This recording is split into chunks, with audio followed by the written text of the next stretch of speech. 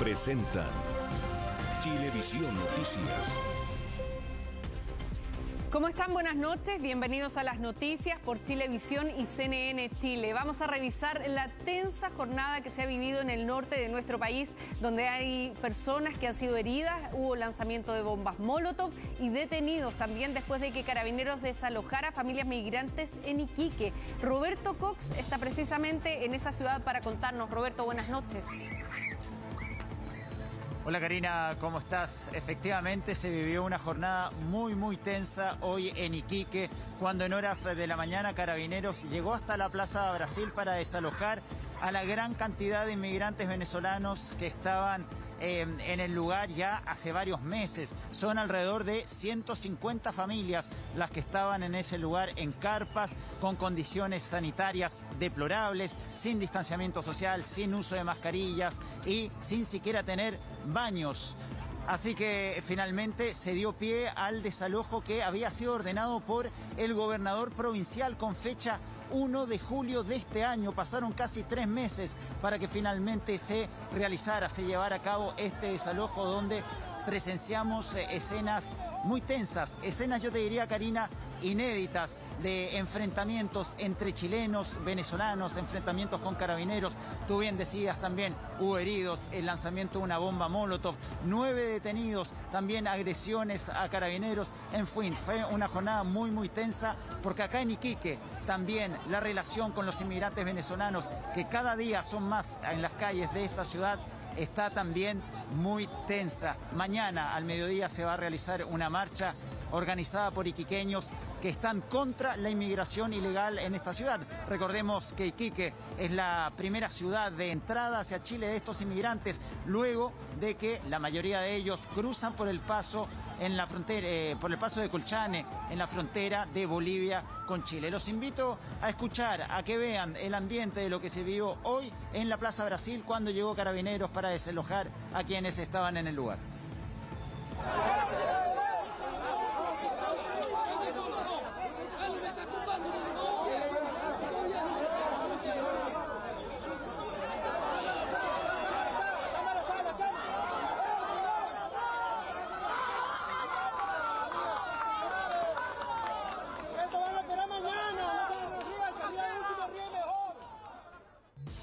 Roberto, la polarización que se está viviendo en este momento en Iquique es evidente, ¿no es cierto? Tú mencionabas, por un lado están quienes han ingresado de manera irregular a nuestro país, tratando de tener un espacio para poder vivir, pero también hay otro movimiento muy fuerte de personas, de iquiqueños, que se oponen a que lleguen estas personas y se instalen en lugares como una plaza. ¿Qué vía de solución hay para esto? ¿Ha surgido alguna iniciativa por parte de las autoridades para tratar de buscar algún lugar donde albergar a estas personas, buscar alguna solución que pueda consensuar ambas visiones?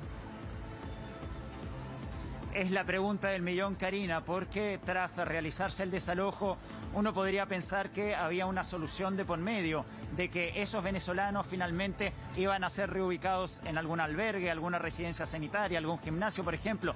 Sin embargo, no había solución de por medio, y luego, después del desalojo, estos mismos venezolanos empezaron a deambular literalmente por las calles de Iquique buscando un nuevo lugar. Varios de ellos llegaron hasta la playa, se los podía ver caminando por las calles de la ciudad. Incluso hace muy poco recibimos el dato de que algunos de estos venezolanos intentaron instalarse en la Plaza Villa O'Higgins, frente a la escuela croata, donde finalmente, cuando los mismos vecinos, cuando los mismos iquiqueños vieron que llegaron estos venezolanos a instalarse a la plaza, salieron con palos para literalmente echarlos. Está muy tensa la relación entre los iquiqueños y estos inmigrantes venezolanos. Y ojo, Karina, porque el problema se puede agravar, porque a esta hora son centenares los venezolanos que están en Colchane, que acaban de cruzar la frontera. Nosotros anoche estuvimos en Colchane, estuvimos haciendo una ronda con carabineros después de medianoche y nos encontramos con 150 venezolanos perdidos en el medio del desierto, pero que ya estaban en territorio chileno. ¿Esto qué significa? Que cuando Carabineros los intercepta, ellos ya no pueden hacer nada. Los inmigrantes venezolanos saben perfectamente la legislación chilena y dicen: nosotros estamos en suelo chileno, y ahí solamente pueden ser trasladados hasta la comisaría de Colchane para tomar sus datos y finalmente, luego de que varios de ellos se autodenuncian, son trasladados a Iquique. Entonces, esta situación que hemos visto durante el día de hoy podría incluso agravarse en los próximos días. Y nosotros hablábamos de esta relación tensa que hay entre iquiqueños y venezolanos. Bueno, los invito a ver el siguiente ambiente, donde se enfrentaban ambas visiones. Los chilenos, por un lado, gritando CHI, cantando el himno nacional, pidiendo que por favor se fueran de la ciudad, y por otro lado los venezolanos pidiendo que por favor los dejaran tranquilos ahí en la Plaza Brasil. Escuchemos. ¡Llévatelo a tu casa! ¡Migrante feliz! ¡Todo! ¡Llévatelo a tu casa, loca! ¡Llévatelo! Eso. Yo con 70 años trabajando y a usted hay que regalarles todo. Roberto, tú que has podido estar también en el paso fronterizo, se había señalado por parte de las autoridades que se iba a reforzar ese paso e incluso se había enviado personal del ejército para hacer ese reforzamiento. ¿Ha servido de algo esa medida? ¿Qué es lo que se vive en ese lugar? Porque a juzgar por tu relato queda la sensación de que ninguna medida de las que se está aplicando surte algún efecto, ¿no? Mira, Karina, yo quiero ser muy sincero con lo siguiente, con lo que voy a decir. El venezolano o el inmigrante que llega a la frontera de Bolivia con Chile, si quiere pasar, va a pasar igual. Porque efectivamente hay funcionarios, hay efectivos del ejército, de carabineros en la frontera, pero no son lo suficiente para estar desplegados por un largo cordón de frontera. Ellos pueden cubrir determinados kilómetros. Y esto los venezolanos lo saben, porque caminan un poco más allá de esta cobertura que tiene el ejército y carabineros y finalmente terminan por pasar. Hay rondas nocturnas de carabineros, terminan por interceptarlos, pero ellos ya están en territorio chileno y saben perfectamente que no pueden ser interceptados. Entonces, claro, puede ser que efectivamente haya más contingente policial en la zona, pero no es suficiente para la gran cantidad de inmigrantes que están llegando. Y esto, como les decía recién, ha provocado mucha tensión, no solo en Colchane, sino también en Iquique, donde mañana va a haber una marcha a las 12 del mediodía, donde los iquiqueños van a expresar este repudio a la permanencia de gran cantidad de inmigrantes venezolanos en las calles de esta ciudad. Y justamente los invito a escuchar qué dicen los iquiqueños sobre esta situación que se ha dado en los últimos meses. Bueno, eso lo vamos a revisar. Vamos a escuchar entonces las palabras. Sí, lo vamos a revisar más Karina. adelante, Roberto.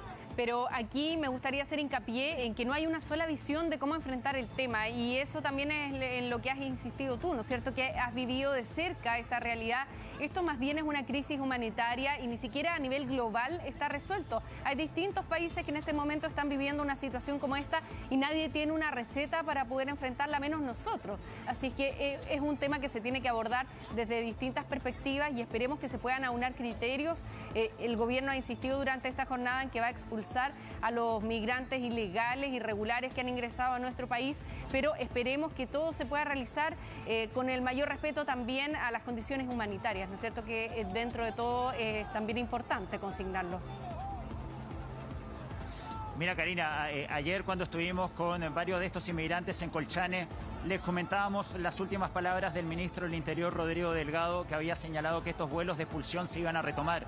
Y muchos de ellos me miraban incrédulos con lágrimas en los ojos y señalaban que en cualquier momento entonces podían llegar las autoridades para expulsarlos del país.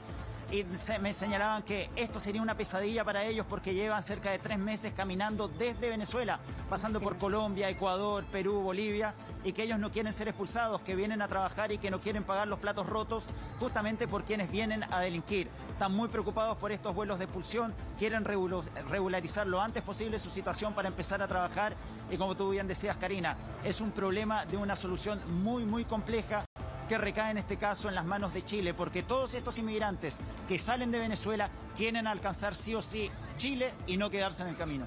Bueno, Roberto, vamos a seguir muy pendientes de lo que ocurre en la zona. Mañana va a ser un día muy importante también en términos de la movilización social que está anunciada, de protestas por parte de iquiqueños en ese lugar. Así es que, por supuesto, vamos a esperar tu informe también y seguimos muy de cerca las medidas que puedan tomar las autoridades. Muchas gracias, Roberto, por tu despacho. Buenas noches.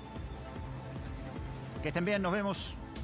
Vamos a revisar ahora otras informaciones que han marcado esta jornada porque 2 casos positivos de COVID-19 fueron detectados al interior de la Convención Constitucional. Ese incidente obligó a suspender el pleno de este viernes, donde se continuaría votando en particular el reglamento. El lunes se van a retomar ahora las actividades en modalidad mixta, esto dependiendo de lo que informe la autoridad sanitaria.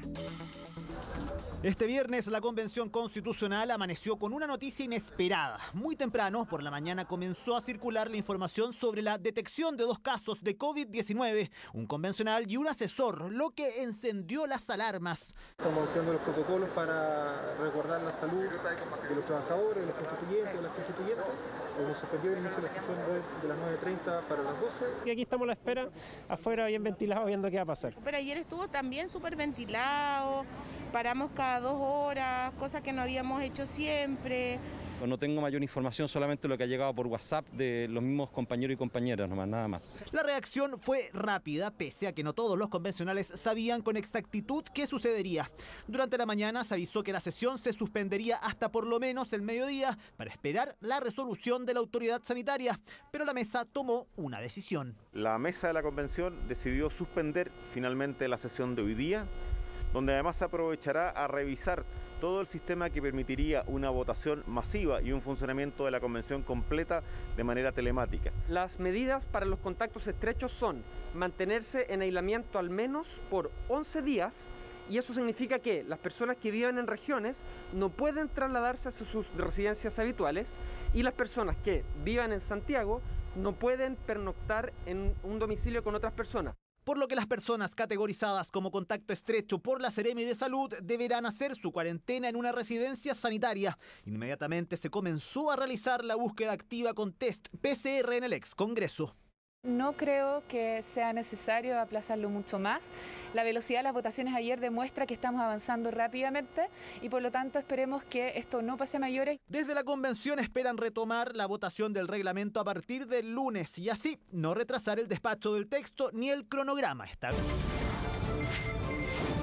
Tenemos a esta hora la información del momento porque carabineros que iban en una patrulla terminaron volcados tras chocar con otro vehículo. Hay 2 funcionarios heridos. Patricio Angulo está en el lugar para contarnos lo que ha pasado. Patricio, buenas noches. Hola Karina, buenas noches. Imagen en vivo hasta ahora junto a Nelson González con estos 2 vehículos que han participado de este accidente. Uno de ellos es esta radio de patrullas de la 17 Comisaría de Las Condes, que ha terminado completamente volcada en la comuna de Las Condes, en la intersección de Avenida Vitacura con Isidora Goyenechea. De acuerdo a lo que se ha señalado, venían los carabineros desplazándose por Avenida Isidora Goyenechea a un procedimiento policial, según lo que señalan testigos, con balizas y con sirenas, y al pasar por esta intersección con Avenida Vitacura son colisionados por este vehículo particular. Hay un video, ustedes logran apreciar ahí algunos segundos donde se observa este accidente de tránsito ocurrido en este lugar y que deja a 3 personas lesionadas. 2 de ellos son carabineros y hay uno de estos funcionarios policiales que ha resultado con lesiones de mayor consideración y trasladados ya estos 2 funcionarios policiales al hospital de carabineros. ¿Qué es lo que ocurre con el otro herido? Es un civil, el conductor del otro vehículo, que ya ha sido trasladado con lesiones leves a un centro hospitalario. Vamos a escuchar qué es lo que ha señalado Carabineros sobre este accidente. A raíz de un llamado que se habría hecho a la base municipal de la comuna de Las Condes, el cual señalaba que habían unos individuos manipulando un arma de fuego. Al llegar a la intersección de Avenida Isidora Goyenechea con Avenida Vitacura, son colisionados por un vehículo, resultando lesionados lamentablemente uno de nuestros carabineros y el conductor del otro móvil. Bueno, y cerramos con imagen en vivo el trabajo de la CIA de Carabineros, que debe establecer responsabilidades en este accidente en donde se ha visto involucrado un radio de patrullas y que ha terminado completamente volcado acá en la comuna de Las Condes, Karina, con 3 lesionados. Imagen en vivo entonces a esta hora de diligencias que se siguen realizando en el lugar. Muchas gracias, Patricio. Buenas noches. Bueno, todos lo notamos hoy día. Altas temperaturas marcaron este viernes en gran parte de la zona central del país. Fue un día de verano en pleno comienzo de la primavera. Y aquí les mostramos cómo lo vivieron los santiaguinos. Imágenes como estas son bastante comunes en la temporada de verano. Sin embargo, esto es lo que se vivió hoy en gran parte de la zona central del país, donde las temperaturas superaron los 30 grados. Un buen día, ya que por fin se puede salir un poco más, disfrutar el calor afuera, disfrutar del parque, disfrutar de la naturaleza. Para mí es un gran momento para salir un poco. La verdad me gusta el calor, disfruto más de poder salir todos los días y que hayan piscinas y esas cosas, me gustan esos panoramas. 2 jornadas de calor que se han registrado en la zona, justo comenzando la primavera. Un poco agobiante, sí, porque hace mucha calor para hacer primavera. Ahora sofoca todo sopeado, no me gusta el calor. Las noches con harto frío, ahora que hace mucho más calor, la verdad que el cambio se nota, pero no rico. Altas temperaturas que se han visto durante todo el año y en gran parte del país, incluso en plena temporada de invierno, donde se superaron los 25 grados. Esto además ha sido acompañado de bajas precipitaciones y es un panorama que continuará acompañándonos. El Pacífico tropical oriental presenta una anomalía fría en su temperatura superficial, lo que nosotros usualmente llamamos la Niña. La Niña se asocia a bajas precipitaciones en la zona central y eso básicamente significa que las probabilidades de que este sea el año que marque el final de la larga e intensa sequía que afecta a la zona central son bajas. Y pese a lo que muchos podrían pensar sobre el próximo verano, expertos aseguran que sería similar al pasado. Las consecuencias de la Niña en Chile dependen de la región. En la zona central, la Niña se asocia a moderadas temperaturas máximas. Así las cosas, habrá que acostumbrarse a los días más cálidos desde ahora, que comienzan a llegar junto a la primavera. Bueno, estamos con Eduardo Sáez, que nos va a contar, porque ya lo habíamos anticipado en la mañana, esto va a ser no alcanza para ola, es como un golpe de calor. Es un golpe de calor, sí, ya. Porque si mañana sobrepasáramos los 27 grados estaríamos dentro de la ola de calor, porque necesitamos 3 días sobre ese umbral, dependiendo obviamente del mes. Pero en este caso estamos hablando de que fueron 2 días de calor y ahora, hoy día que se marcó con estos 32 grados, que fue de verdad muy intenso esta jornada, en donde tuvimos, no solamente lo que vimos en Santiago, 32,2, que fue la máxima. Tuvimos 36 grados en Calle Larga, en los Andes. 36 grados, 35 en San Felipe, 29 en Casablanca. Estoy hablando que el borde costero, pese a que también tuvo algo de nubosidad, también fue alto. Lo mismo que 30 grados en Quilpué, 36 en Huichún, 34 en Colina, 33 en Lampa, 35 en Codegua, 34 en Granero. No, de verdad fue un golpe de calor muy fuerte, temperatura sobre 28 desde los Chillán hacia el norte. ¿Y qué va a pasar mañana? Bueno, mira, lo primero es que mañana va a bajar la temperatura, entra la nubosidad costera, ya se formó la vaguada, por lo tanto tenemos harta niebla que va a entrar para mañana y que ya está ingresando, por eso para mañana vamos a registrar un descenso de temperatura. Pero fíjate que hoy día el registro de temperatura, los 32,2, pasa a ser la segunda temperatura desde que hay registro más alta para un mes de septiembre. La más alta registrada todavía 32,6 y fue el año 1996 y de ahí viene el 2016 que fueron 32,0, pero estamos hablando que estuvimos a décimas de tener un nuevo récord de temperatura. O sea, esto no es tan ajeno, aquí ha habido otros años también, lo que pasa es que tenemos mala memoria. Mala memoria climática, ¿no? Pero estuvimos en el borde, estamos en el top 10. Muchas gracias, Eduardo. Vale, nos vemos. Vamos a seguir revisando otras informaciones porque un registro que se ha viralizado da cuenta de un violento asalto que se registró en plena autopista Vespucio Norte.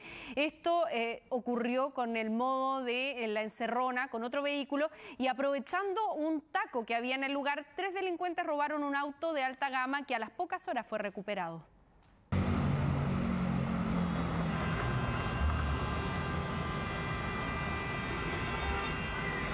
A vista y paciencia de otros conductores, este grupo de delincuentes cometía este asalto en plena autopista Vespucio Norte, lugar de alta concurrencia y que esta vez fue el escenario perfecto para cometer el delito.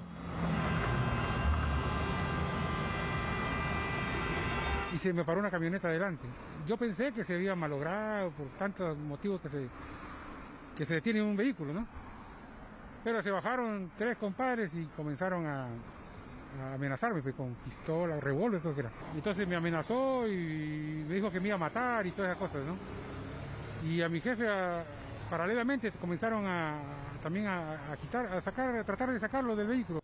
En cosa de algunos segundos y luego de un constante forcejeo, los delincuentes hicieron descender violentamente a los 2 ocupantes del vehículo, dejando a uno de ellos incluso en el suelo. Lo tiraron a la pista, ¿no? Yo tuve que sacarle sus pies de debajo del auto porque si no le llevaban los pies. Fue unos momentos muy difíciles, muy traumáticos, y sobre todo cuando tu vida pende de un hilo, pues, ¿no? Porque no sabes si el compadre te va a disparar o no te va a disparar. Un violento episodio ocurrido a plena luz del día, aprovechando trabajos del sector de la pirámide. Poco les importó que hubieran otros vehículos, el robo lo cometieron igual. El auto de lujo fue recuperado por Carabineros. El vehículo fue lograda su ubicación en el sector norte de la capital al cabo de un par de horas, el cual posteriormente fue trasladado a esta dependencia del cuartel C para posteriormente que la Fiscalía dispusiera todas las diligencias investigativas de rigor. Los delincuentes tienden a preferir cometer esta clase de ilícito de la sustracción de vehículos en las proximidades de lo que son los accesos a la autopista, toda vez que reviste una facilidad para huir del lugar y de igual forma para evadir cualquier clase de seguimiento o control inmediato. Y es que este violento asalto ocurrió en un tramo donde hace meses hay obras de remodelación en la autopista Vespucio Norte. Donde ocurre este robo es una pista donde solo hay una vía y que, sumado al atochamiento en las horas punta, fue el escenario propicio para los delincuentes. Esta misma detención que tenemos es peligrosa porque miren, yo mi banano acá, me lo pueden sacar en cualquier momento. Le quitan las carteras, le quebran los vidrios. Familiares y han sido asaltados aquí abajo en la pirámide. Uno de los problemas graves es el taco, que uno queda detenido y no tiene una forma de poder salir en los momentos en que te asaltan.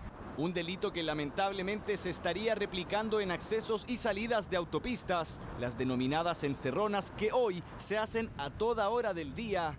Eso sí, desde el gobierno aseguran estar avanzando en su control y que la policía ha desbaratado a 45 bandas solo en Santiago. Bueno, y tensos momentos también se vivieron este viernes en Iquique, donde cientos de migrantes fueron desalojados de una plaza que ocuparon por meses y donde se habían instalado con carpas, específicamente por parte de ciudadanos venezolanos, que en su gran mayoría ingresaron a Chile por pasos no habilitados.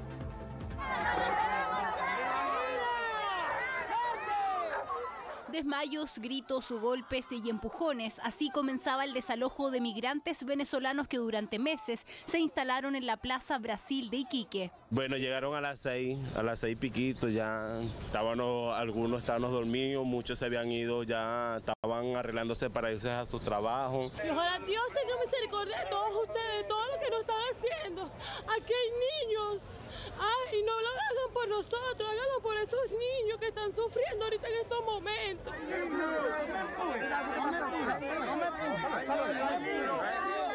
Dormían en carpas sin luz ni agua potable, menos un lugar donde cubrir sus necesidades básicas. Que muchos, para esto no es una vida digna para nadie y que no es un espacio correcto para poder estar. Eso lo sabemos, pero también quiero, por favor, que se pongan un poquitico la manito en el corazón porque muchos de nosotros estamos preparados, somos estudiados, venimos a aportar a este país.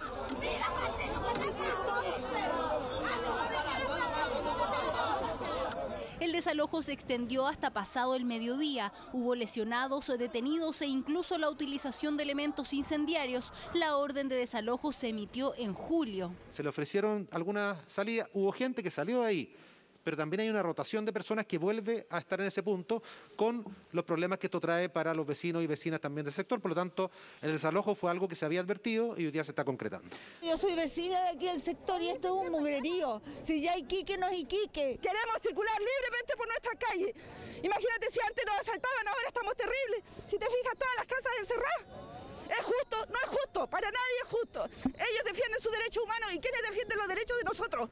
El alcalde dice que este problema no puede ser solucionado solo por el gobierno regional, mucho menos por la alcaldía, y hace un emplazamiento a las autoridades a cumplir con el albergue prometido en febrero de este año. Nosotros le planteamos que el gobierno acepte la ayuda internacional, que se cree este gran albergue donde las personas que ingresan a nuestro país, ahí se hace su revisión de su tema migratorio, de reubicación familiar, temas sanitarios. Lo que ocurre está en que después de que conversamos la posibilidad de tener un albergue en el mes de febrero, un albergue distinto, hubo una baja muy importante en los flujos por Colchane.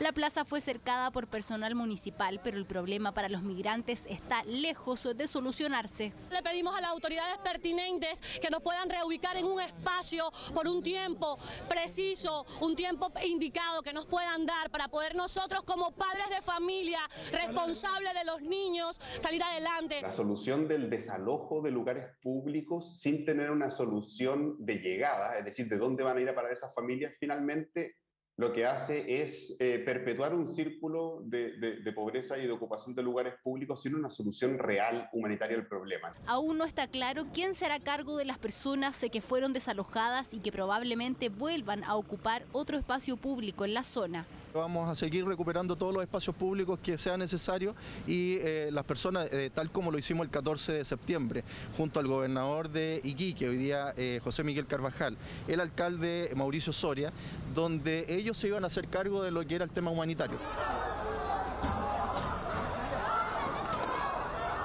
En total fueron 7 horas de desalojo, 16 personas resultaron detenidas y hubo 7 funcionarios o policiales heridos. Aún no hay respuestas claras por parte de las autoridades sobre qué hacer con los migrantes. Escuchen bien la siguiente cifra, porque en total fueron 11.106.215 las personas que pidieron en Chile su primer retiro de fondos previsionales. Y eso significa que hasta ahora el 98,8% de ellos ya recibieron sus respectivos pagos del primer retiro de fondos. Bueno, hay 2 personas que hoy hicieron noticia.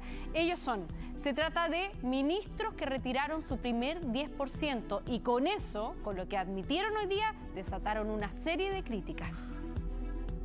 Lamentablemente esos retiros va a ir en contra de sus pensiones futuras. Tenemos que actuar con responsabilidad y tenemos que pensar las pensiones no tienen saldos y que por lo tanto no tendrán ningún retiro. Primero lo hizo efectivamente, de ahí en adelante no los he hecho. ¿Y por qué lo hizo? En ese momento lo hice porque también uno lo que pensaba es que esto era una política completamente transitoria. Respuesta que a más de alguno llamó la atención porque la postura del gobierno frente a los retiros de fondos siempre ha sido clara. Tanto así que horas más tarde el ministro tuvo que dar explicaciones. Y ejercí mis legítimos derechos como ciudadano. Pero déjenme ser claro en esto.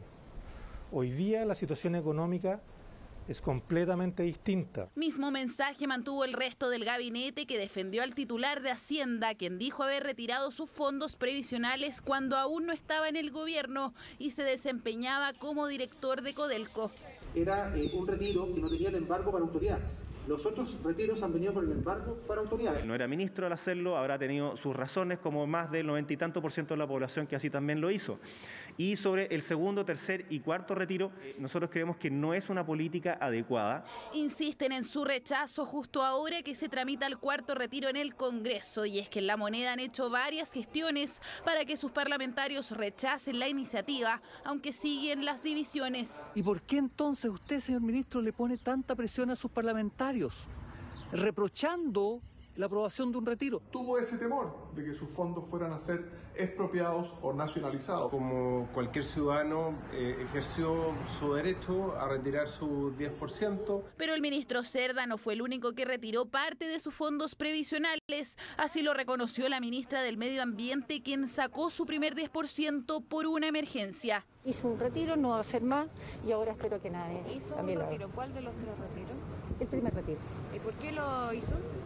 Lo hice al final porque necesitaba una emergencia. Esto demuestra la inconsistencia, la hipocresía de este gobierno. Nos quieren convencer de que no se puede hacer porque es malo para el país. No le veo ningún inconveniente, porque la universalidad significa que es para todos, guste o no guste. Declaraciones que sin duda se sumarán al debate del cuarto retiro, que el próximo martes finalizará su votación en la Comisión de Constitución y al día siguiente la iniciativa será votada en sala. Un joven padre murió luego de una discusión automovilística. Esto luego que al llegar a su casa lo chocaran. Se enfrentó al otro conductor pidiéndole explicaciones, sin embargo él sacó un arma y le disparó en 2 ocasiones. La policía ahora busca al responsable de este asesinato mientras su familia exige justicia. Era ingeniero, tenía su negocio, tenía su familia, 3 hijos. Yo no importa, ya estoy vieja ya.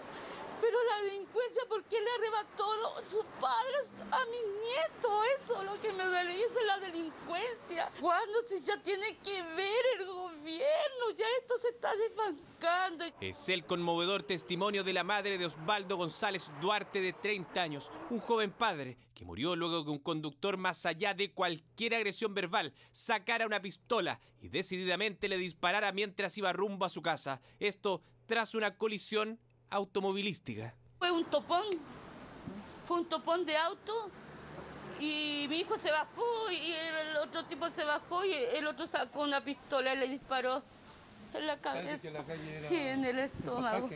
Criminal y desenfrenada reacción. Todo sucedió en el pasaje Coyipeumo con Catapilco en Maipú, donde la víctima tuvo que ser asistida por sus propios familiares. Fue trasladado de inmediato acá al Hospital del Carmen, el lugar en el cual ingresó fallecido.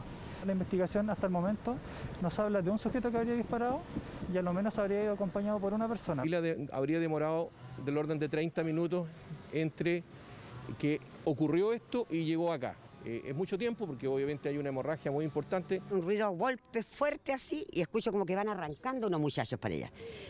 Y después vuelven y después escucho como un balazo más no escuché. Esto es lo que vivimos todos los días en la comuna de Maipú. Balazos, fuegos artificiales donde ya el temor es terrible. Vecinos que acusan que las balaceras y los fuegos artificiales son una constante. Dicen que este ataque ya fue el hecho que superó cualquier límite. El gobierno, que puedan ayudarnos, así como tienen intervenido sectores tan conflictivos como la legua emergencia, que está, verdad, en una forma así, necesitamos lo mismo, que intervenga en el sector. Piden ayuda cuando además hay un joven prófugo que le quitó la vida a un joven profesional. Violencia armada al volante que se ha repetido durante los últimos días. En San Bernardo denuncian que este otro conductor, quien durante una discusión de tránsito amenazó a un grupo de trabajadores con una pistola. La persona que iba al lado mío venía conduciendo y levanta las manos y el hombre se enojó, y al llegar Santa Margarita con Velázquez, el hombre se baja con una pistola, lo apunta a los tres. Ya anda con la pistola. Ahora te bajaste con la misma pistola. ¿A vos te bajé? ¿A vos te grabo? Pues se da cuenta que había una persona que iba, un transeúnte, que estaba grabando, el hombre deja de apuntar. Ahí está la patente. Ahí está la patente, soy Paco vos, por eso soy así o no, soy Paco vos o no. Soy así, soy Paco vos, por eso soy así. Uno se pone a cuestionar si el arma realmente es de verdad o no, pero uno se pone nervioso, da miedo. Y yo me pregunto, ¿qué hace una persona con un arma en un vehículo? Por esa misma explicación fuimos hasta la empresa, cuyo nombre quedó registrado en un cartel en el parabrisas. Sin embargo, nos dijeron lo siguiente. Esa persona no trabaja acá. ¿No trabaja acá? No. ¿Pero presta servicios para acá? Servicios de móviles. De logística, transporte. Todas las personas que contratan conductores debieran elevar sus niveles de selección basándose en revisar un poco cómo está la cabeza de los conductores. Según Automóvil Club, Chile sigue teniendo los conductores más agresivos de América y la situación se sigue agudizando con los efectos de la pandemia. Rabia e irritabilidad incontrolable, un caldo de cultivo altamente riesgoso en el tránsito por las calles. Aparecieron las pistolas, pero durante mucho tiempo ya habíamos tenido que lamentar los famosos bates de béisbol, fierro. Esta cosa se podría solucionar de buenas maneras. No escalar en la violencia cuando no sabemos quién es el desconocido que está al frente y la situación puede llegar a un desenlace impensado. Acá un padre que perdió la vida y una familia que clama por justicia. Hace algunos días, el presidente Sebastián Piñera adelantó que no sería necesario prolongar el estado de excepción. Faltan 6 días y todo indica que este jueves el decreto llegaría a su fin, lo que también implica terminar con el toque de queda y los cordones sanitarios o las restricciones de viajes interregionales. Sin embargo, lo que sí se extendería sería la alerta sanitaria. He decretado estado de excepción constitucional. Falta 1 hora y media para que comience a regir el toque de queda. Tras anunciarse en marzo de 2020, se ha extendido por más de 18 meses. Estado de excepción constitucional que todo indica, esta vez no se va a renovar. Su fecha de término sería este jueves 30 de septiembre. ¿Qué cambios podría haber en 6 días más? No se va a poder imponer un toque de queda. Se van a poder tomar medidas de restricciones, pero solo con fundamento sanitario. Eso porque la alerta sanitaria que sigue vigente entrega otras facultades de restricción, como por ejemplo establecer aforos. Mientras haya alerta sanitaria, entonces se van a poder tener ciertas restricciones, pero ya no al derecho de reunión, ni tampoco no a la libertad ni a la circulación. Una buena noticia para los bares y restaurantes que ya se están organizando esperanzados. Estamos esperando eso, por nosotros abrir hasta las 2, 1 de la mañana, pero viendo cómo va la afluencia de gente. Nuevamente este cambio de horario de lo que va a significar tanto para nuestros trabajadores en primer lugar como también para el público. Mientras algunos jóvenes valoran retomar algo de libertad que reconocen a esta altura tampoco respetaban mucho, sería también el fin de las fiestas clandestinas o quedarse de toque a toque. Claro, salir en la noche igual se echa de menos. Ya. Igual es mejor porque ya no salía hasta tarde, no iba a la fiesta. Empezar mucho desorden. No me gusta. No estamos preparados porque ya sí somos desordenados. La noticia, en el fondo, siendo objetivo, hay mucha gente que ya no está respetando el toque de queda. Y tampoco significa que en la noche haya más contagio o menos contagio. ¿Pero qué otras cosas significan el fin del estado de catástrofe? Terminaría también las cuarentenas, tanto las cuarentenas de fase 1 como las cuarentenas de fase 2, y también se terminaría la prohibición, por ejemplo, de desplazarse de regiones. Pero además crece la incertidumbre sobre otras leyes que se dictaron durante la pandemia relacionadas en su vigencia con la duración del estado de excepción. Es decir, el postnatal de emergencia también podría finalizar el 30 de septiembre. Ojalá el gobierno siente cabeza y pueda extender el postnatal de emergencia porque muchas no tenemos dónde dejar a nuestros bebés para poder salir a trabajar.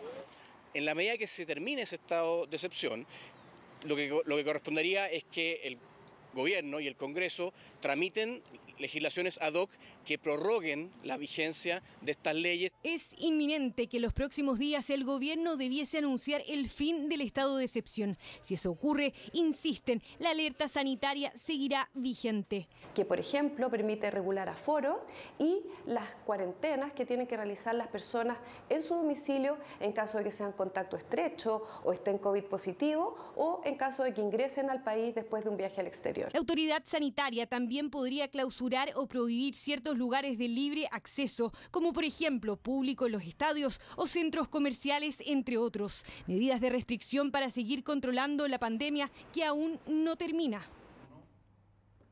El aumento en las ventas del mercado automotriz, que todos sabemos se ha producido además en base a la liquidez que ha habido en el último tiempo en Chile, ha provocado la saturación de las calles, pero también de los estacionamientos, que ahora son cada vez más escasos, principalmente en los edificios, por lo que el arriendo de estos espacios se ha convertido en un buen negocio. Esto con elevados precios que incluso llegan a los 100.000 pesos mensuales.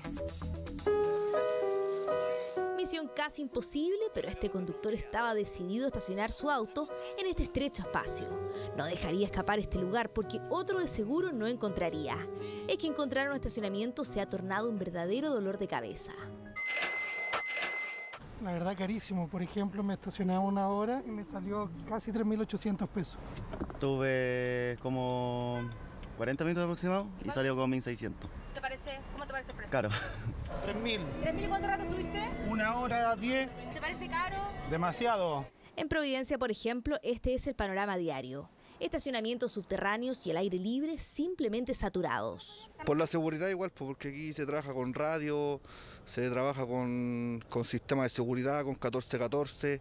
Ya en el sentido de la seguridad de los robos, los vehículos, ya ha bajado un poco más aquí en Providencia.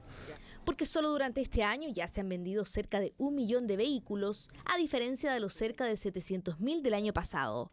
Números que impactan en forma directa las colapsadas calles capitalinas, estacionamientos públicos, como también en los privados de las propias viviendas. Hoy día cada 2 viviendas hay un estacionamiento y naturalmente que si sigue este ritmo, las personas, no solamente en las viviendas no sociales, sino que también en las viviendas sociales, van a demandar, en el buen sentido de la expresión, de parte del Estado, modificaciones para que las personas puedan también tener su auto. La falta de estacionamiento ha llegado a tal punto de no necesitar publicidad. La demanda aumenta cada vez más, mucha vivienda y poco estacionamiento. Y comenzaron a primero subir los precios y antes el promedio eran 50.000, 60.000 mensual, ahora está llegando a unos 60, 70, incluso 90.000 pesos. En comunas como Santiago, durante el primer trimestre de este año, el precio del arriendo aumentó un 8,2%, alcanzando un valor de 70.000.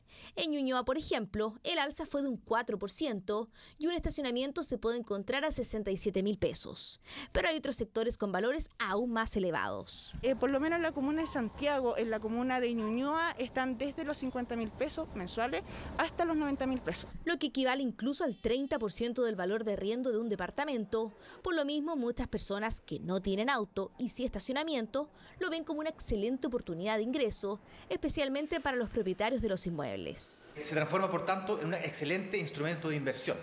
Y esto toma especial relevancia en aquellas familias que tienen bajo acceso o nulo acceso a créditos hipotecarios, en donde podrían eventualmente comenzar a invertir en propiedades con estacionamientos o bodegas. Comprar un estacionamiento en las comunas más concurridas, como Providencia o Santiago Centro, puede llegar a costar hasta 10 millones de pesos. Espacio que de arrendar a personas ajenas a la comunidad puede que se torne en un problema. Desde el reglamento de copropiedad, suele estar prohibido arrendar o subarrendar estacionamientos, y más aún a gente externa de la comunidad. Dado esto, lo ideal es tener un control, un detalle y aplicar las multas que sean necesarias y que están indicadas en el reglamento para poder controlar. Controlar el uso de estos espacios privados, cada vez más escasos, ya que no siempre el número de estacionamientos es equivalente al número de departamentos. Por eso la recomendación es que si va a comprar un departamento, sea con estacionamiento incluido. El Estado gastó más de los ingresos que generó. Esa es la principal alerta del presupuesto 2022 anunciado por el gobierno, que tendrá que discutirse en el Congreso. El Ejecutivo aseguró que con esto se busca reducir la carga de la billetera fiscal en un 22%, pero aún así anunció que van a aumentar las camas UCI del país y la construcción de viviendas sociales. ¿Vamos a ser más pobres por culpa de la pandemia? Yo creo que a mucha gente sí.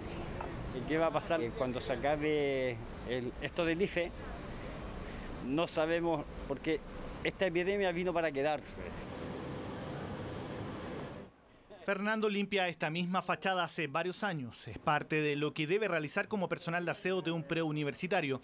Mientras lo hace, analiza desde su visión la economía del país, paradójicamente a un costado del Banco Central en pleno centro de Santiago. Hay una prioridad en este tiempo, debería ser preocuparse más en lo que sea en cosas hospitales, nos falten medicamentos que son esenciales. Y tiene sentido lo que Fernando se plantea porque es el foco de la discusión actual. El presidente Sebastián Piñera anunció el presupuesto para el próximo año, el que estará fuertemente mermado por la pandemia. El monto, algo más de 82.000 millones de dólares para 2022. El recorte del gasto fiscal será fuerte, caerá en un 22,5%. Si seguimos con los niveles de gasto demasiado grandes, tal como era el año 2021, efectivamente vamos a acumular niveles de deuda demasiado importantes que van a requerir ajuste fiscal mucho mayor en el futuro. Los 82.000 millones de dólares del presupuesto son bastante menos que los 105.000 del 2021, año en que se han debido usar recursos extras para enfrentar la pandemia, para la asignación de bonos, transferencias directas de dinero desde el Estado y otras medidas. El déficit fiscal llegó al 11,5%. Significa que los gastos fueron superiores a los ingresos en esa magnitud, desde una perspectiva de largo plazo.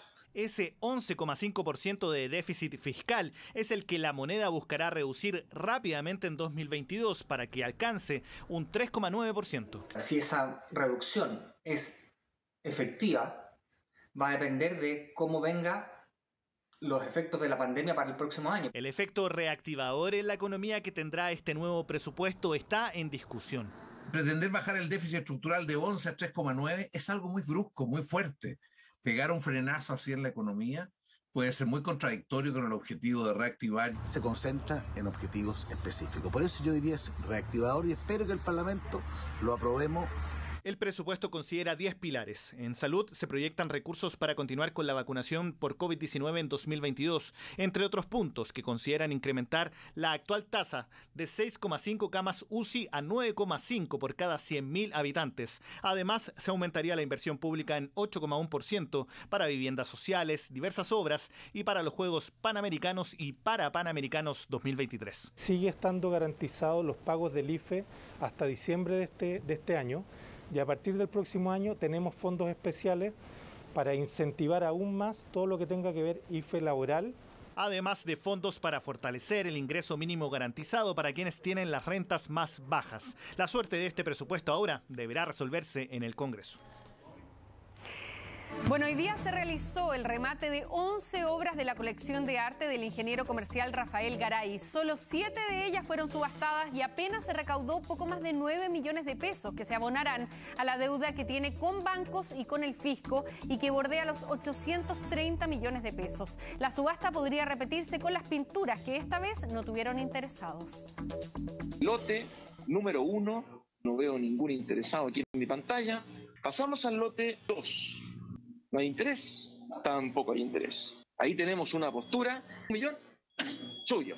No es precisamente la belleza de las obras lo que destaca en este remate, sino que quién era su dueño, 11 cuadros y pinturas que le pertenecían a Rafael Garay y que este viernes fueron rematadas, luego que el ingeniero comercial se declarara en quiebra. La esperanza era, bueno, que se vendiera alguno y bueno, se vendieron 7 y se fueron en los precios mínimos que tenían. Se recaudaron 9.500.000 pesos. 9,5 millones por 7 obras de 11 que se subastaban, una recaudación muy por debajo de lo esperado y que alcanzó apenas para cubrir el 1,4% de los 833 millones de pesos que el autodenominado economista le debe a entidades financieras y al fisco. Por un lado, el valor comercial incluso eventualmente podría haberse incrementado por esta situación. Por otro lado, es lamentable lo que ocurre con las obras y con las y los artistas involucrados, que aparezcan públicamente sus obras relacionadas con este personaje, por supuesto que debe ser muy desalentador. Este fue el funeral del frentista que se adjudicó en el mínimo de 3.500.000. Este cuadro de Hugo Cárdenas fue uno de los que se vendió, junto a 6 fotografías de Paz Errázuriz a 1 millón de pesos cada una. Obras que eran parte de la colección de Garay, condenado por estafas reiteradas en 2018 y quien, según expertos, tendría algún tipo de conocimiento sobre arte. Coincidentemente se vendieron las obras que tenían mayor valor en el sentido artístico e histórico. No son cualquier artista, digamos. Hay un estudio, digamos, o hubo un estudio de campo de las obras, digamos, y probablemente algún tipo de información tenía el hombre. Una oportunidad que aprovecharon algunos para acceder a esta colección. En el caso particular de estos compradores no conocíamos a ninguno. En los remates siempre está dando vuelta muchas personas que se repiten, pero en obras de arte no teníamos más experiencia que esta y bueno, fueron compradores que se dedicarán al tema o coleccionistas, ellos sabrán qué hacer con las distintas obras. Dinero que se juntó pero que no llegará de ninguna manera a las víctimas, que fueron engañadas con más de 1.300 millones de pesos. Las obras que no se vendieron podrían ser nuevamente subastadas los próximos días a menores precios. Todo con tal de bajar la deuda que mantiene Garay. El siguiente es el caso de una familia que pide endurecer las penas para quienes provoquen la muerte a peatones por exceso de velocidad. Esto porque perdió a una de sus integrantes de solo 19 años en un accidente de este tipo. Hoy piden que se cree una ley que les revoque la licencia de conducir para siempre y así poder obtener un poco de justicia. El reportaje es de Francisca Enríquez. Cuando yo muera, yo de ti quiero un beso tuyo y una coronita de flores, cariño mío. No llores. Mi hija venía el 20 de junio, venía de la casa del papá, después de pasar el día del papá, y a una cuadra de mi casa la atropellaron. Ya son 3 meses desde que un accidente terminó con la vida de una joven estudiante que cruzó una transitada calle en la región de Valparaíso. Ella venía por esa calle, llegó al cruce peatonal, perfectamente delimitado, cruzó, le dieron el paso. Alexa Llanos Rocco, de 19 años, cruzando por el paso peatonal, fue atropellada por un conductor de un taxi colectivo que apareció en cosa de segundos por la pista contraria. La causa basal del accidente es el exceso de velocidad y el no estar atento a las condiciones de tránsito del momento por parte del conductor del taxi colectivo que está imputado a esta causa. Muerte de una joven que se podría haber evitado y que preocupa a la familia respecto a las reales penas que podría arriesgar este conductor. Tienen que entender que las víctimas también son parte del sistema penal y tienen derecho a una justicia igualitaria y tienen derecho a una reparación.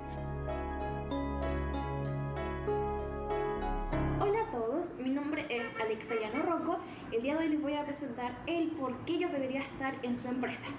Número 1. Con 19 años, Alexa demostraba en este video sus aptitudes para enfrentar el mundo laboral. Estudiante de segundo año de técnico en educación parvularia en Quilpué, carrera con la que buscaba ganarse la vida. Siento que fue la carrera para ella, la disfruto tanto. Hay unos videos de ella cantando, haciendo locuras. Era buena alumna, era muy buena alumna, era muy humana. Alcanzó a terminar su primera práctica laboral con una serie de sueños y proyectos, hasta que llegó el 20 de junio de este año. Me fue a visitar para el Día del Papá, tuvimos un bonito día. Le pedí que se quedara extrañamente y no quiso quedarse. Ese día, como de costumbre, Alexa cruzó la calle para volver a la casa. Le faltaba solo una cuadra para llegar. Un cruce que lo cambió todo cuando un taxista la golpea a toda velocidad. Fue tanto el impacto que este colectivero la atropelló, quedó arriba, la arrastró 50 metros arriba del capó, porque él no podía frenar. El conductor que manejaba el taxi colectivo es Marco Antonio Barrios Campos, quien al día siguiente fue formalizado por el cuasi delito de homicidio en la Fiscalía Local de Quilpué, con un plazo de investigación de 4 meses. La medida cautelar fue de arraigo nacional. La Fiscalía estima hasta este momento que lo que hay es una negligencia, una imprudencia temeraria, que hay culpa, que uno podrá establecer un grado máximo de la culpa, pero hasta el momento no vemos antecedentes que permitan acreditar un dolo. Es decir, no existen los elementos necesarios para que este hombre termine en prisión preventiva. Sin embargo, este conductor ya había sido detenido anteriormente por manejar sin la licencia en el año 2017. No puede ser de que alguien atropelle a una persona, la mate y esté en su casa, porque es un asesinato. No es un accidente es un asesinato. Si es que el chofer va a la cárcel, van a ser 340 días, 500 días máximo. Y yo digo, chuta, ¿cómo? El lugar en donde se produjo el atropello de Alexa ha sido una zona de conflicto por meses. Más de una vez se solicitó al municipio tomar acciones para prevenir accidentes. Tras su muerte, una parlamentaria ofició a la alcaldía de Quilpué para mejorar la seguridad vial de la zona. Todo tipo de transporte ahí vuela y es altamente peligroso, y ese punto en particular es muy peligroso. Por el caso de Alexa, el municipio creó un programa para reestructurar esa concurrida avenida. Existe una promesa, pero los montos solicitados a la Seremi de Transportes aún no son aprobados. No es solo instalar cojines reductores de velocidad, sino que también hay cambios de dirección de las vías, hay ensanchamiento de las veredas, hay que poner pintura termoplástica y así una serie de medidas. Para esta familia y para los expertos el problema es más profundo.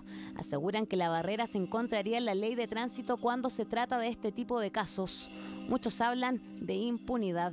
La ley de tránsito en Chile es sumamente poco robusta. En realidad, solamente los únicos delitos tipificados, la conducción bajo estado de ebriedad o droga y la fuga, y el resto queda en un total y completo abandono y vacío, y eso hay que ir modificándolo. No hay ningún castigo para el conductor que asesina a una persona.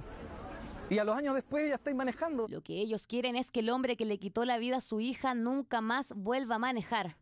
Hace más de una década, otras familias han estado pidiendo lo mismo.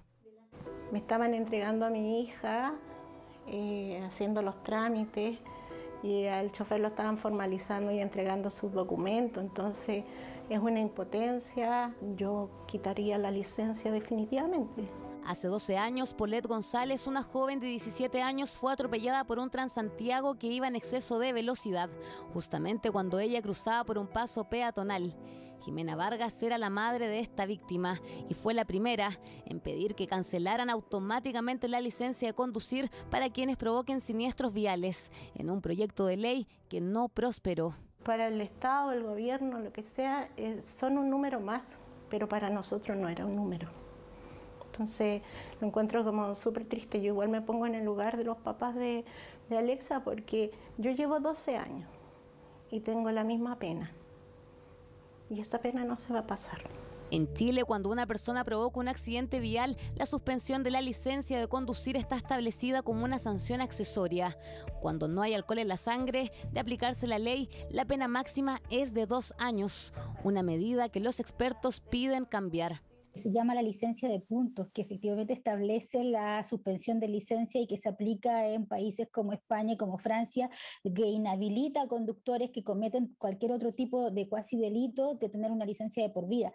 Más aún, este es un conductor profesional. A 3 meses de la muerte de Alexa, la Fiscalía espera un informe clave que podría cambiar el panorama de este conductor, que se encuentra con arraigo nacional. Hasta este momento tenemos un cuasi delito de homicidio, está pendiente que llegue la alcoholemia del imputado. Eso hace variar mucho las circunstancias, sobre todo de la pena probable a aplicarse por un tribunal.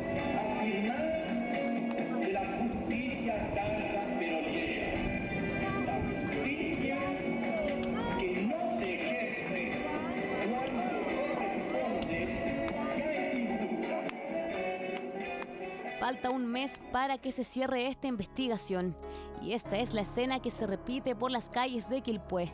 Una familia que se moviliza en recuerdo de esta joven. Son tan frías las leyes, son tan cuadradas, rectas, o sea, que uno dice, pucha, ¿y dónde está como lo humano?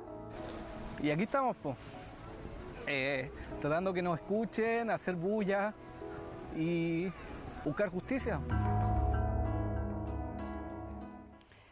Vamos a hablar de otro tema que está haciendo noticia también porque Marcelo Ríos vuelve a la polémica, esta vez porque usó sus redes sociales para atacar al fotógrafo Jordi Castell, quien asegura además que el ex número 1 del tenis lo está acosando a través de mensajes privados. El caso ha vuelto a poner de relieve el ciberacoso, que no tiene ninguna sanción en nuestro país porque el proyecto de ley que pretende regularlo lleva 2 años en el Congreso. No estoy para estar contestando tonteras que me disparan. Pero si alguien toca a mi familia, me convierto en el peor demonio de todos. Es la respuesta de Jordi Castell a los insultantes mensajes que Marcelo Ríos escribió sobre él en su perfil de Instagram. El ex deportista se burló de la muerte de la mascota del fotógrafo. Lo trató de pastel y muerto de hambre. Tocaron a mi familia. Y a esa persona yo le voy a tocar a su familia de vuelta. Y lo voy a hacer con el peor veneno que tengo guardado. Fueron 2 las fotografías de Jordi Castell que Marcelo Ríos subió a sus redes sociales. Ambas imágenes las acompañó de textos donde explicaba la razón de su animosidad. Dijo que en su pasado como conductor, Castell había hecho mucho daño a las personas, incluido a él. Sino que también lo ha hecho de manera interna, con mensajes directos. Incluso Jordi denunciaba que hasta canciones le enviaba a altas horas de la madrugada. Creo yo que eso se puede configurar como acoso cibernético. Tipo de hostigamiento o acoso en redes sociales que lamentablemente se ha vuelto cada vez más común. Por distintas razones, muchos han pasado incómodos momentos en Internet. Durante el primer trimestre de este año, un 49% de los jóvenes asegura haber sido víctima de acoso cibernético. Uno quiere cortar el contacto ahora es como más difícil. Antes era el teléfono de la casa y uno si es que no contestaba estaba bien. Ahora en realidad como que uno tiene por todas partes información, entonces es difícil hacer que alguien no tenga información sobre uno. Que sí o sí va a llegar gente inmadura a hostigarte. Difícil también es perseguir judicialmente a una persona que hostiga o acosa cibernéticamente. Hasta ahora solo hay un proyecto de ley que tipifica a este tipo de conducta como delito. Plantea penas de hasta 3 años de cárcel. Nuestra legislación, tratándose de personas adultas, no contempla el acoso o hostigamiento por Internet. Sin perjuicio de esto, podríamos estar en presencia de un delito de injurias, cuando a través de palabras lo que se busca es dañar la honra o la imagen de una persona. Sin embargo, las mismas redes sociales tienen mecanismos para bloquear o denunciar a cuentas que generan comentarios ofensivos o que derechamente hostigan. Puedes bloquear a ciertos usuarios, eso es muy común en redes como Twitter, por ejemplo. Y lo otro, restringir tus redes, ya no tenerlas abiertas a todo el mundo, sino que restringirlas solo a las personas que a ti te interesa que puedan verlo y que tú sabes que eventualmente no te van a querer perjudicar.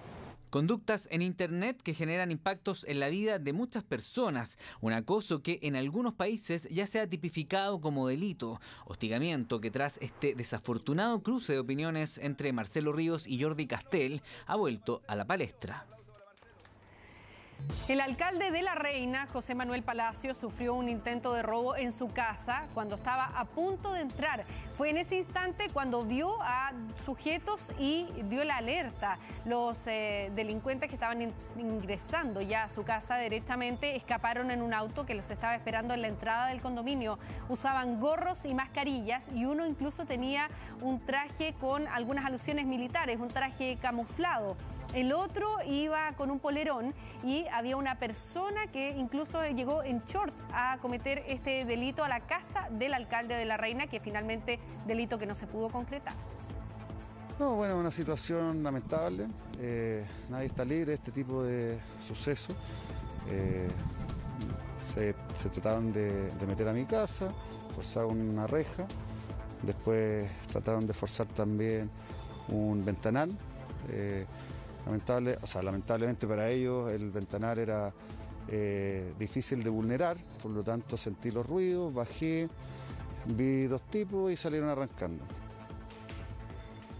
Casi 3 semanas lleva un colegio de La Cisterna esperando la reposición del servicio de fibra óptica que mantiene sin clases remotas a cerca de 700 estudiantes. Según la empresa que entrega este servicio, el problema se debería al robo de cables que ahora afecta a toda una comunidad educativa. Emerson. Presente. Alison. Presente. Son las 12 del día y Cristina Leighton pasa lista en el segundo medio B del Colegio Antil Mahuida de La Cisterna. Este jueves asistieron 13 alumnos a clases presenciales. Más de la mitad aún lo hace a través de Zoom. El problema de esta profesora de artes visuales es que diariamente hace malabares para que sus contenidos lleguen a quienes están de forma remota. El día 6 de septiembre llegamos como todos los lunes a hacer clases y nos encontramos con la sorpresa que no podíamos conectarnos. Tuvimos que en el momento resolverlo, por así decirlo, y trabajar solamente con los que estaban presencialmente para poder avanzar obviamente en nuestro trabajo y que ellos no vinieran en vano tampoco. Pero se perdió la clase de Zoom. Para impedir que algunos quedaran atrasados, los profesores tuvieron que regresar a las casas e impartir su asignatura desde allá. Han pasado casi 3 semanas, la comunidad educativa regresó a las aulas, pero el servicio de fibra óptica no. Actualmente hay cerca de 700 estudiantes con clases remotas intermitentes. Por ejemplo, acá en las redes, si yo veo el cable de red conectado, veo todos los Wi-Fi con señal supuestamente completa y encendidos, pero sin conectividad. Es llegar y encontrarte en ese momento y tener que improvisar cómo transforma lo que tenías pensado para tu clase.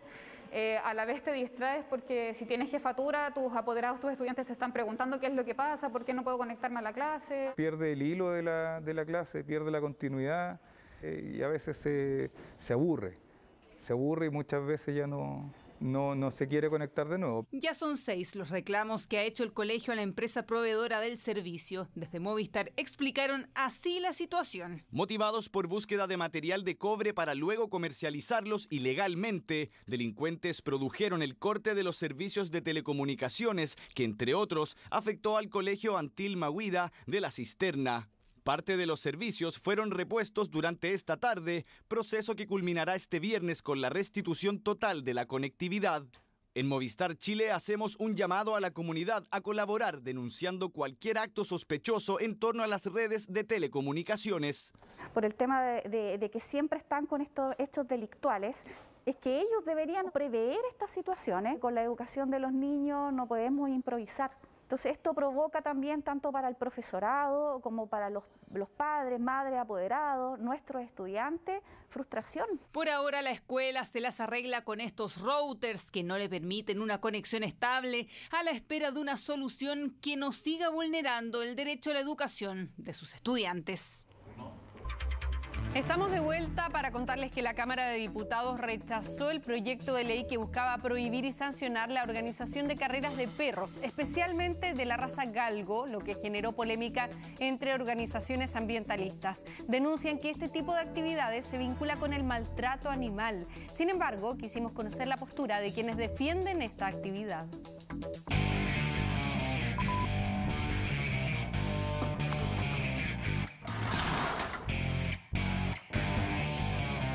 Obviamente para nosotros es muy importante el bienestar animal y una de las primeras etapas del bienestar animal es preparar la pista donde nuestros atletas, digamos, nuestros ejemplares van a competir. En Argentina hoy día las carreras son ilegales, pero hay por todos lados. Nadie invierte en un canódromo como este que tú ves que está acondicionado, nadie va a invertir en un médico veterinario y al final lo que se buscaba hacer, que era proteger a los animales supuestamente, no se concreta. Vio algo ahí el perro, ahí se nos deja un cazador visual. ¿Por qué? ¿Qué pasó? Él vio moverse algo y él quiere seguirlo. Y aquí están los 6.000 años de la raza en su corazón y en su genética. Él quiere seguir cualquier cosa que se mueva. ¿Por qué quisimos llegar a este canódromo en Requinoa? Porque son estos galgueros los que hoy celebran que se haya rechazado un proyecto de ley que buscaba prohibir las carreras de perros galgos. Si hay alguien que le hace mal a un perro, apliquémosle la ley vigente. Si tú vas y maltratas a tu perro, lo más probable es que te denuncien por maltrato animal. ¿Por qué a los galgueros no se le aplica la ley, sino que se les quiere prohibir? ¿Por qué? Porque somos ciudadanos de segunda categoría, chilenos de segunda clase. Hoy Cristian y otros galgueros se defienden, mostrando cómo cuidan a sus animales. Tanto así que ya suman más de 20.000 perros inscritos en la Confederación y más de 60 pistas como estas en todo Chile para las carreras con sus propias reglas que buscan regular. Nosotros también nos hemos autoimpuesto muchas cosas más, como por ejemplo delimitar el ancho de las pistas, delimitar el número de competidores para que no vayan tan juntos unos con otros. Lo que queremos hacer es proteger a nuestros perros. A nosotros no nos hubiese costado nada correr en lo clandestino, pero no es lo que queremos. Nosotros queremos que nos conozcan, que vengan a vernos, que nos fiscalicen, no tenemos ningún tipo de problema. Parte de los argumentos que se debatieron en el Congreso, aquellos que, como estos galgueros, defienden su tenencia responsable contra aquellos que dicen que se trata netamente de maltrato animal. Uno de ellos es Fundación Galgos Chile. Hemos sido testigos de casos donde, bueno, en Facebook generalmente los permutan o los regalan cuando ya no les sirve y ahí hemos ido a buscarlo, hemos tenido en contacto con galgueros. Hemos conversado con ellos y ellos nos han dicho que ya cuando no les sirve ellos simplemente lo abandonan. Ponen a muchas cosas, a mucho estrés, a muchos problemas también en la misma carrera de quiebre. Entonces obviamente los entrenan con ese fin, los entrenan con un fin económico de lucro. Nuestros rescates coinciden mucho con perros abandonados cercanos a canódromos en ciertos sectores desde Santiago, Quinta Región y al sur que está lleno. Y ahí tenemos perros en realidad con fracturas, con problemas cardíacos. Hay mucha evidencia al respecto. Organizaciones de veterinarios nos han señalado que han llegado con animales en pésimas condiciones, animales que han muerto producto de fracturas en sus columnas, producto de las carreras, de malos tratos, y creo que esto no tiene doble visión. Aquí o estamos por el bienestar animal o seguimos con la tortura y el maltrato. Sin embargo, quienes se dedican a estas carreras dicen sentirse insultados, ya que a sus perros les dan un trato único. El perro tiene que tener un chip que queda registrado en el informe veterinario. Entonces no han encontrado ningún perro que haya estado, digamos, en las carreras, no lo han podido determinar. ¿Entiendes? Pueden ser perros que a lo mejor vienen de otras actividades. Las entidades encargadas del bienestar animal, como es la Videma, y lo desestimó de plano, que habían ido muchos canódromos y que en ningún canódromo habían encontrado maltrato animal. Entonces es importante separar lo que es el mito y la realidad en esta discusión. El proyecto de prohibición de estas carreras finalizó con 59 votos a favor, 40 en contra y 22 abstenciones, no consiguiendo el quórum necesario para su aprobación.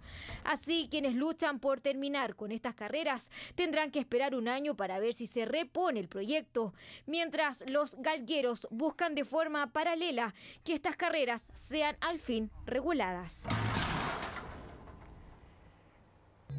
Vamos a cambiar de tema para contarles que el Consejo de Defensa del Estado llegó a un acuerdo económico con el empresario Raúl Schuller, acusado de receptación, infracción a la Ley de Monumentos Nacionales e infracción a la Ley de Armas, para terminar el juicio en su contra. Esta resolución se produjo en el contexto de la demanda de indemnización de perjuicios presentada en su contra por el daño ocasionado a las piezas que fueron encontradas en su casa. El acuerdo consiste en que Schuller pagará 120 millones de pesos al fisco a través de 3 cheques vale vista, una cifra bastante menor a los 485 millones de pesos que originalmente había pedido el Consejo de Defensa del Estado el año pasado en esa petición. Desde el organismo dijeron que esta disminución de la indemnización permitirá contar con los fondos inmediatamente y agregaron que el monto cubre casi todos los daños materiales causados. Bueno, aquí terminan las noticias, pero por supuesto les agradecemos que se hayan informado junto a nosotros y los invitamos a seguir en Chilevisión con Podemos Hablar, que esta noche tendrá como invitados a Renata Bravo, Chiqui Aguayo, Palta Meléndez, Bombo Fica y Beni el Italiano. Y en CNN Chile viene Magazine con Viviana Encina. Que lo disfruten, buenas noches.